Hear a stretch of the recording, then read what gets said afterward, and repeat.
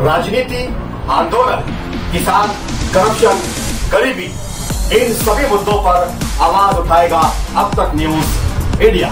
सत्ता के आगे जब भी सवाल कमजोर पड़ने लग जाए तो सवाल उठाने पड़ते हैं। बोल के लफ्ज आजाद है तेरे, बोल के सच जिंदा है अब तक। आपण प्रत्येक वेळी शासनाला पत्र लिहिलेलं आहे, मालेगावमध्ये पोलीस बल कमी आहे, हा गुन्हा करण्याचा प्रकार ते पण एक विषय आहे। ते विषयावर काय झालं? थोडंसं विस्तृत यावर बोलण्याची गरज आहे। मालेगाव शहराची 2001च्या दंगलीनंतर एक प्रतिमा तयार झाली होती।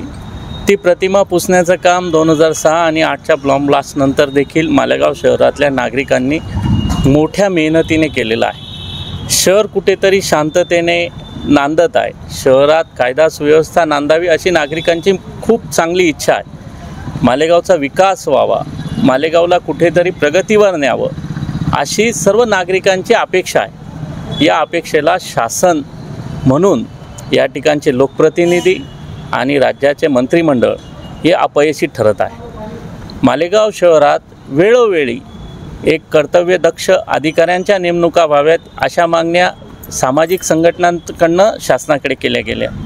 मालेगाव शहरात CCTVकरण करण्यात यावं अशी मागणी वेळोवेळी शासनाकडे केली गेली। मालेगाव शहरात पोलीस बलाचा वाढवावं आणि या ठिकाणी पुरेसे मनुष्यबळ उपलब्ध करून द्यावं अशी मागणी वेळोवेळी शासनाकडे केली गेली। पण शासन स्तरावरून मालेगाव शहराला कायम सापत्न वागणूक दिली गेलेली आहे। नाशिक जिल्हा ललित पाटील प्रकरणानंतर मोठ्या प्रमाणात बदनाम झाला। सामाजिक संघटनांनी एकत्र येऊन महात्माजींच्या पुतळ्यासमोर मालेगाव शहरातील कुत्ता गोळीचा विषय असेल किंवा इतर ड्रग्सचा प्रकरण असेल यावर आवाज उठवला।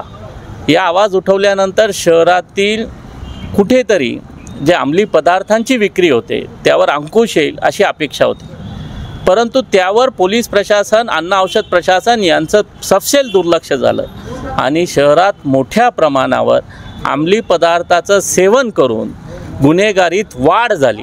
हा आमचं म्हणणं नाही, हे पोलीस प्रशासनाचंही म्हणणं आहे की कुत्ता गोळी खाऊन गुन्हेगारी वाढत आहे। मग कुत्ता गोळीवर अंकुश आणण्याची जबाबदारी कोणाची हा प्रश्न मालेगावच्या जनतेच्या मनात आहे। मालेगाव शहरातली कायदा सुव्यवस्था दिवसेंदिवस बिघडत आहे। नुसतं मालेगाव शहराची नाही तर नाशिक जिल्हा आणि महाराष्ट्राची कायदा सुव्यवस्था बिघडत आहे। नाशिक शहरामध्ये ज्याप्रमाणे गँगवॉर होत होते त्याप्रमाणे मालेगाव शहरात गँगवॉर व्हायला लागले। या मालेगावात आजपर्यंत अशी परिस्थिती नव्हती की कुठेतरी एका विशिष्ट व्यक्तीला टार्गेट करून गँगवॉर करण्यासारखा असा प्रकार घडला नाही, पण नजीकच्या 1-2 वर्षाच्या काळात गँगवॉरचे प्रमाण प्रचंड प्रमाणात वाढले। या गँगवॉरसाठी आवश्यक जे हत्यारं आहेत, तलवारी असतील, चाकू असतील, कोयते असतील, गावठी कत्ते असतील किंवा इतर काही साधनं असतील, यावर शासनाचं प्रतिबंध आहे। हे प्रतिबंधित हत्यारं मालेगाव शहरात येतात कसे, ते नागरिक बाळगतात कसे, या गुन्हेगारांना कोणाचा आश्रय आहे, या सर्व गोष्टी उघड झाल्या पाहिजेत। राज्य सरकारच्या विशेष गुप्तवार्ता विभागाचे या मालेगाव शहरामध्ये सगळ्या प्रकारचे कार्यालय इथे उपलब्ध आहेत। मग गुप्तवार्ता विभाग नेमकं करतं काय हा पण प्रश्न नागरिकांमध्ये आहे। मालेगाव शहराची कायदा सुव्यवस्था अबाधित राहावी यासाठी दिल्लीपासून लक्ष ठेवलं जातं। मालेगाव शहराच्या संवेदनशीलतेचा विषय गृहमंत्री जाणीवपूर्वक हाताळतात। असं असताना मालेगाव शहरात नियमित अशा घटना घडतात आहेत ज्यामुळे शहरात प्रचंड भीतीचं वातावरण निर्माण होत आहे।